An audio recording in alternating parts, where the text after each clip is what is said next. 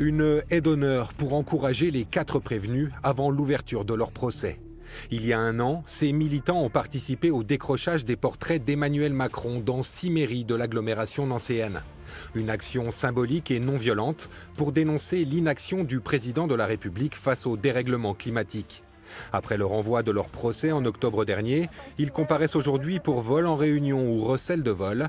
Ils encourent 5 ans d'emprisonnement et jusqu'à 375 000 € d'amende. Pour moi, c'est de l'injustice. Nous, on est là pour dénoncer l'inaction du gouvernement et on se retrouve traités comme des criminels.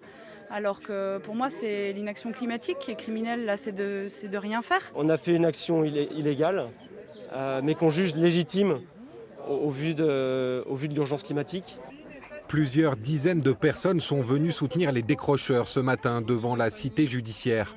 Parmi elles, Fanny, une militante jugée il y a quelques mois pour des décrochages à Lyon. En première instance, le juge l'avait relaxée, une première en France.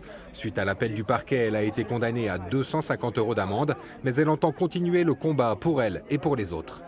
On a vraiment envie que la décision qu'on a eue, nous, en première instance, elle inspire d'autres juges et elle puisse justement leur donner du courage et se dire que peut-être avec cette situation catastrophique qu'on a avec le climat aujourd'hui, il faut changer de voie, changer de façon de faire et prendre des décisions différentes de ce qu'on a l'habitude de faire. Ouais. La justice a une chance d'envoyer un message fort au gouvernement. En légitimant notre action par une relaxe, en fait, la justice sommerait au gouvernement d'agir concrètement, d'enfin prendre ses responsabilités face au dérèglement climatique. Pour des raisons sanitaires, le procès des 4 décrocheurs s'est tenu à huis clos. Le procureur a requis à leur encontre des amendes de 600 €, dont 300 € avec sursis. Le tribunal rendra son délibéré vendredi prochain.